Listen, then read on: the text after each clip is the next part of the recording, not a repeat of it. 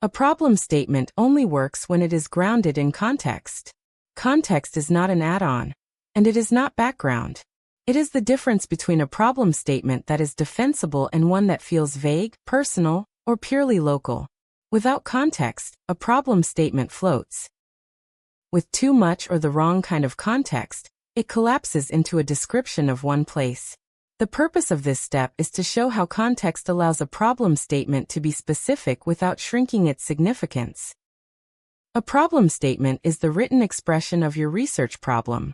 It translates the phenomenon, the tension, and the consequence you have already identified into a statement that can be studied. Once the research problem is clear, context is what makes it researchable. Context is what situates the problem inside a system so the reader can understand where it operates, how it is produced, and why it matters beyond a single instance. Context is not about setting the scene.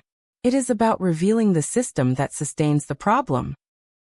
It helps to be very clear about what context is and what it is not.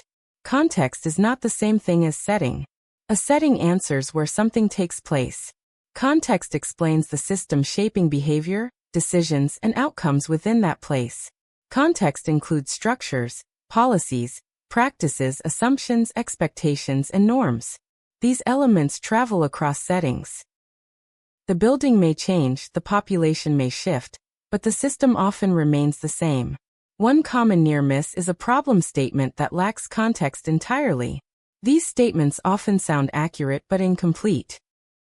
For example, saying students with disabilities experience anxiety related to academic demands may be true, but without context, it is unclear what is producing that anxiety or why it persists. The statement describes an outcome, but it does not locate the system responsible for shaping it. As a result, the problem reads as individual rather than structural. Another near miss is treating context as a limitation. Many people worry that naming a specific population or environment will make their study feel too narrow. To avoid that, they keep their problem statements intentionally abstract. In reality, this weakens the work. Strong context does not reduce significance. It clarifies it. It shows how a broader issue manifests within a particular system rather than suggesting the issue only exists in one place. A third near miss is confusing context with complaint. When writers describe a specific school, district, or institution as the source of the problem, the focus shifts away from systems and toward blame. The problem is not the setting. The problem is how systems within that setting consistently produce certain outcomes. A well-written problem statement makes the system visible without positioning the location as the failure. This distinction is especially important in studies involving AI and disability support. The problem does not exist in isolation.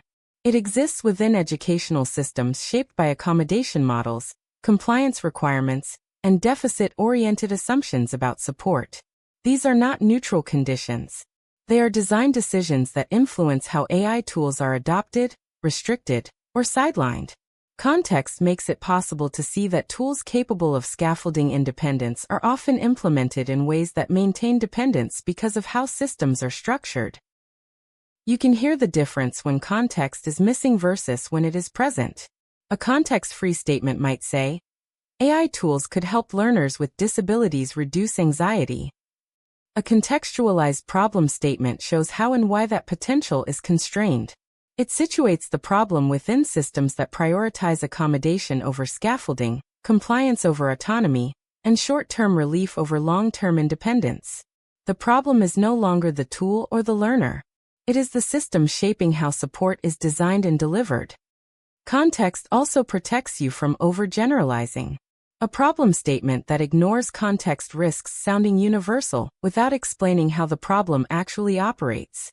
At the same time, a problem statement overloaded with contextual detail risks sounding like a case study of one place. The goal is not to document everything about a setting. The goal is to show how a system functions within that context and why its outcomes matter beyond it.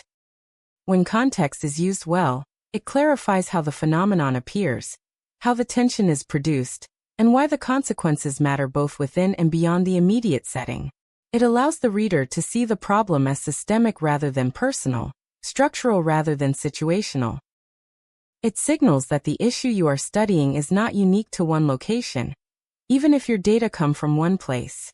A simple way to check whether your context is doing its job is this. If you remove the name of your specific setting, and the problem statement still makes sense, your context is working. If the problem collapses or loses meaning without that location, the issue is likely framed too locally. Writing problem statements in context is not about adding more background. It is about making the problem legible as a system-level issue that can be examined, explained, and addressed.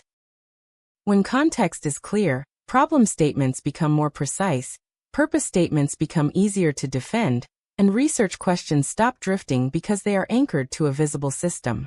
When context is missing, the cost shows up later. Committees push back. Problems sound vague. Questions wander. Literature reviews become unfocused. Context is what prevents all of that. It grounds the problem without shrinking it, and makes everything that comes next possible.